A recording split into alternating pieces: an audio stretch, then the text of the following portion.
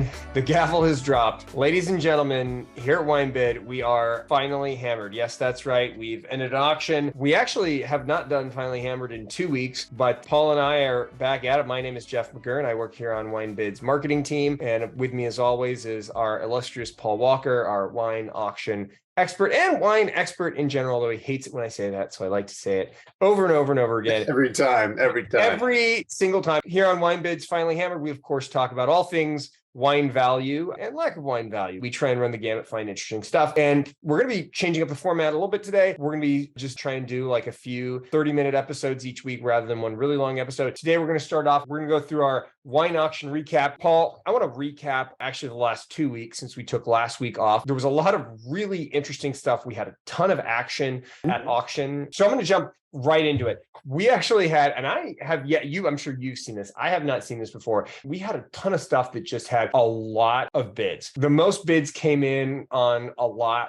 of 6. It was a 1974 Chateau Saint-Jean Vin Rouge Petite Syrah. That one had 15 bids on those 6 items, started at $20. And they ended up, those $20 bottles ended up hammering for about $85 a piece. Yeah. Well, this is wild because it's a rare bottle. It's a fantastic California vintage. That's about as cheap as you're going to get for 74 from Napa or Sonoma, or basically the West Coast. And I'm not at all surprised. St. Jean from back in the day, those wines were good. It's funny because it's like 97.8% Petite Syrah, but they call it a Vin Rouge, I guess. Yeah, no, the wines are in great shape. And, that stuff lasts a long time. It looks like they're kept in good condition. And there were 6 of them, right? Yeah, 6 of them. Let me just say that 2.2% makes a massive difference. Yeah, you can taste that 2.2% Zinfandel. Right. I mean, that's one where, our Paul Swanson would do the whole swirl and be like, this seems like it's 97.8%. Hey, you never know. You might get it exactly right. Right. And he'd get it right on. Next down on the 15th, we had an 84 Domaine Romanee-Conti Montrachet Les Rochot. That wasn't too bad. 31 trackers, 11 bids. This thing started at $50 and it hit at $320. That is quite a journey from $50 to $320.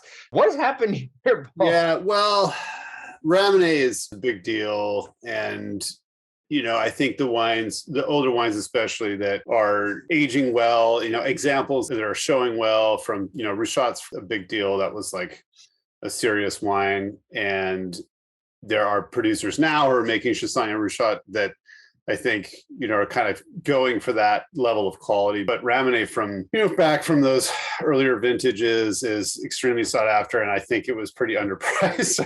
I think it was just kind of put out there. It's like the last time it was an auction, maybe it hammered for $50 20 years ago. And, so now it's back in and it's worth a lot more. So that is quite an increase. And it almost sounds like a bidding war between a couple of people that really wanted it. So. Well, I'm actually looking for that result because you sprung a surprise on me that we're looking at last 2 weeks and not just last week. So I did. That up.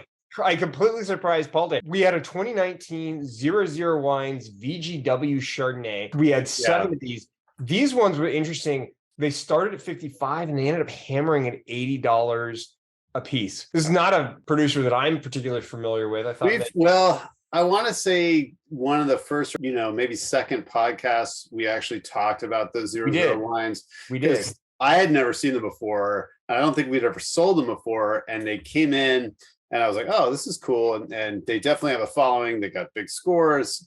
And so that was something that they keep now just kind of popping up every so often. I thought it was a little strange that the 19 VGW Chardonnay started at, as sort of a cheaper price, and because they all seem to be a little bit higher, they all seem to be over 100. So that one actually didn't seem to be too bad. It seemed like even at 80, a better deal at $80 than some of the other, more recent release 00 wines. That was cool. I don't know if you noticed the Pillar Rock wines. I actually bought some of those. No. Yeah, the Pillar Rock Cabernet 14 was started at $25. There's a whole bunch of it. There's 3 cases of it. I actually got a 6-pack. And it's really, really good.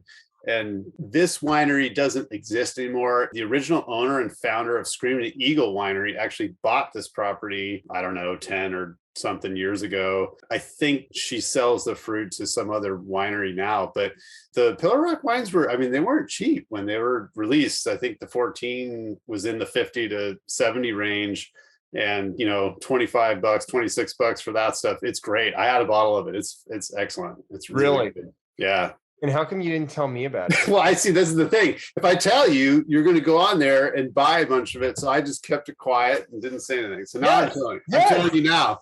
Yes, that's what friends are for. They're for telling me. Well, just look at my lot tracker next time. That's what I'm going to have to start doing. We had a 1983 Arterberry, the Red Hills Vineyard Winemaker Reserve Pinot Noir. This one, 27 trackers, 9 bids, 50 to, wait, started at 50. Hammered at $240. Folks, This is an Oregon Pinot Noir. Yeah.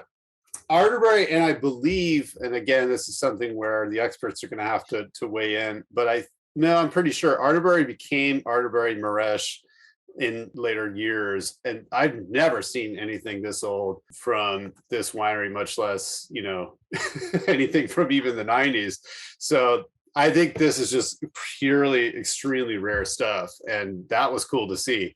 I didn't even see the 83. I never even saw this bottle hit the auction. So that was wild. That was wild. We had a 1973 Corti Brothers Reserve Selections Infidel. Is this the same Corti Brothers that's basically like a food and wine specialist shop since 1947? Did they just like put, you know, private label a select bottle of Zinfandel they selected or something? I don't know. That's a good question. I do think it's related to the retailer, but I don't know in what capacity. So I can't say that for sure. Well, started at 30, hammered at 121. So yeah, that's interesting. Are you looking at the 74 Reserve Selections in? No, that was another one that hammered too. I'm looking at a 1973 Reserve Selections Infidel. Okay, you're skipping all over the place. I can't follow you, but yeah, that there was trying to keep up.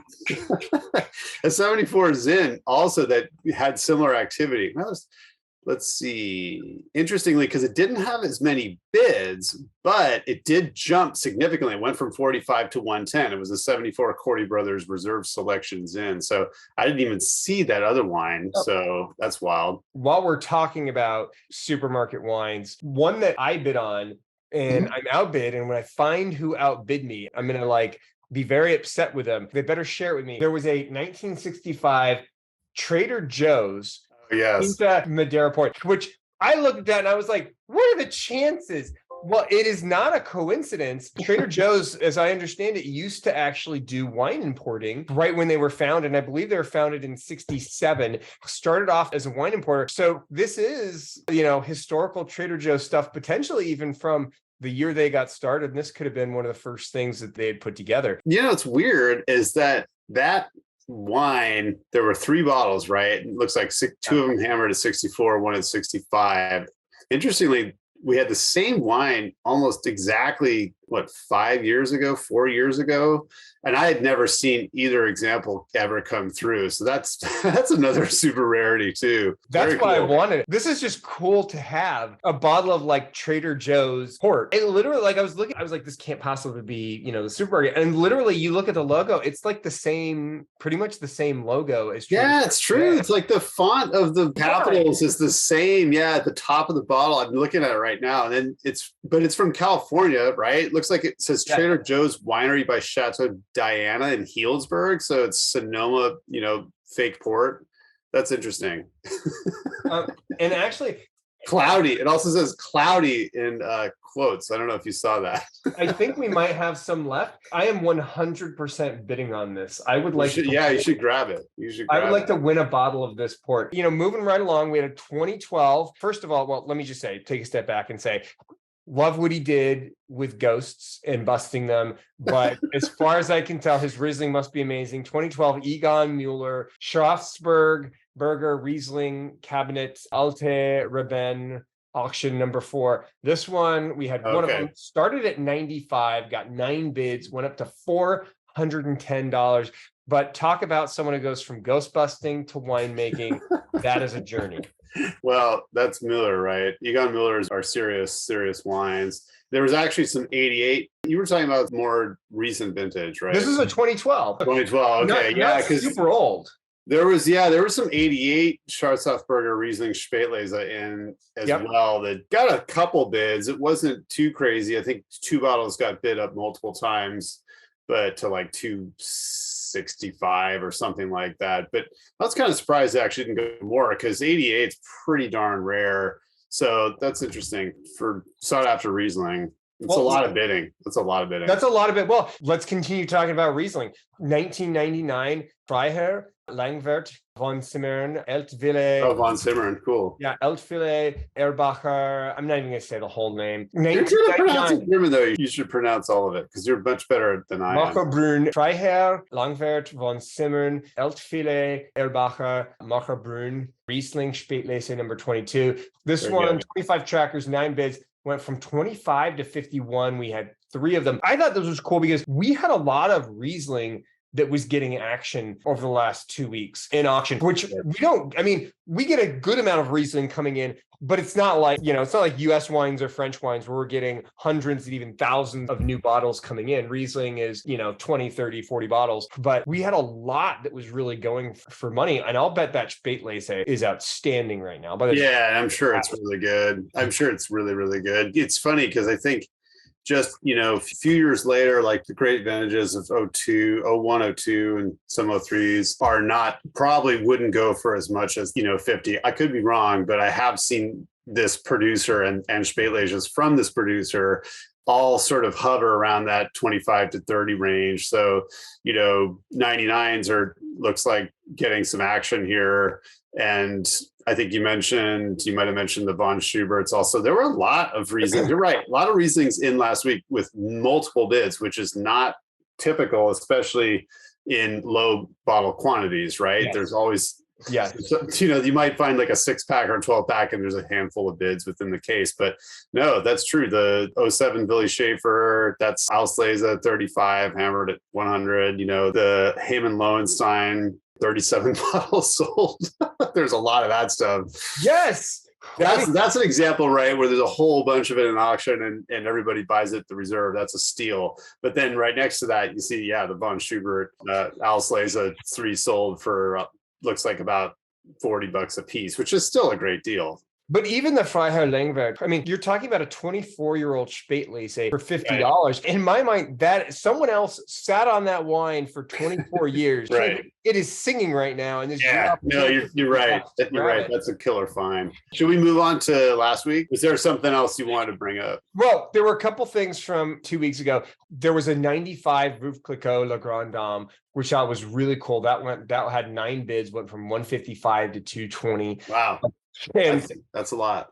I like Le Grand Dame. Yeah, that's great. Actually, it's rosé. That's even rarer. That's why. That's even rare. Well, and my whole thing was like a 95 Le Grand Dame rosé for 220 is actually not a bad deal. Like that's a pretty solid price for that age. And I'll bet that. And I know you hate aged champagne, but I'll bet that one. I don't hate it. You hate it. It's risky. That's all I'm saying. There was some really interesting Burgundy from 2 weeks ago. We had an 02 Albert Greval, Meursault, Claude de Perrier. Butchering that. That one started at 45, hammered at 83, and I was looking. That's not bad. That's not bad at all. It's a Premier Cru. Well, Perrier is considered Grand Cru, and Meursault and Albert Greval. Those wines. I mean, it's 22 years old now. That's not expensive for that wine. That's not expensive at all. Even at 83, I felt like that's a fantastic deal. How come I didn't bid on that? There was a 1993 Domaine Romanee-Conti Gros Domaine Romanee. That one, 7 bids, went from 35 to 110. I'm going like, I mean, well, 35 is criminally low. That was like, the old 20-year-old price. And so the bidders noticed that and went after it. And still, phenomenal red vintage. We picked 93s before from different auctions. They're always, very expensive. So even at 110, Appellation and Francois Gros Domaine Romanee 93, even at 110, that's the deal. Killer deal. There was a 95 Domaine Le Fleuve Pouilly Montrachet 3-bottle lot that the reserve was 210 for 3. Really? Yes, and that one Pouligny 210. Yeah, went for 660. Yeah, right. So 210 for a 3-bottle lot. that's bonkers cheap. Yeah, that's bonkers cheap. Right? I think there was a single. Also, I want to say like the week before, there was a single bottle of this wine that maybe it didn't go for that much, and then people saw the 3-pack and went after it. I'm sure it was a different vintage. I can't keep track of vintages at all, but yeah, 660, not at all surprising. That's as cheap as you're going to pay for 30-year-old Pouligny Montrachet, even just appellation. That's not expensive for Domaine Lefebvre. $220 per bottle is not, $220. And then there was a 97 JF Meunier Chamois Musigny. That one, 7 bids, started at $215. Man, for $900. $900 for Village Chamois. I mean, that is bonkers. That is just nuts. I did not see that either. Started at $215. Yeah, I mean, the last hammer, I don't know if you saw this, in July of 2016 was $90. Yes. Times the price in a few years. What? So, and I mean, it's interesting because if you look at, I just brought up the history for fun. In 2012, it hammered at 70, right? So 4 years passed, it hammers for $20 more. Obviously, the Burgundy market just caught fire in the last couple of years. $900. I mean, that's $900. I want to say Le Fouet, the Premier Cru wine, was going for $900 just a couple of months ago. So that would put that wine into 4-figure category now, which is insane. And then before we come back to last week's, there was a 1996 Whitcraft Bien Nacido Pinot Noir. Oh yeah, reserve started at $25, hammered at $320. No, I think I mentioned this 2 weeks ago. It was because of you that it hammered. No, it's not because of me, but I'm almost positive I mentioned Whitcraft. I was like, oh yeah, it's old school. It is one C away from Witchcraft, which is what must have happened for a Central Coast California Pinot Noir from 96. I swear I mentioned Whitcraft in our podcast 2 weeks ago, but that is crazy. Well, now I can say I'm an influencer, right? You're an influencer. So let's come back to this week, because this week there was some more crazy, or last week there was some more crazy Burgundy. On the 22nd, a 93 Domaine Michel Gros Chamois Musigny. That one, Michel Gros. Interesting. Michel Gros. That's what I said. No, I wasn't actually correcting you. You did pronounce that fine. Started at 50, hammered at 83. That one I thought was really interesting, but even at 83, it seems like that's still probably a decent deal. I mean, that one, undoubtedly someone's picking that up as a birth year, right? Yeah, I mean, that's not so bad. That's interesting. I actually kind of want to look that up because I completely missed that wine as well. Well, did you miss the 93 Georges Linière Clos de la Roche? Well, interestingly, this wasn't too surprising, right? Because Hubert is the Lignier that everyone goes bonkers for. I think there's some up this current auction. And for a 93 Clos de la Roche, Grand Cru, that is not, what is it, 165? That's not bad.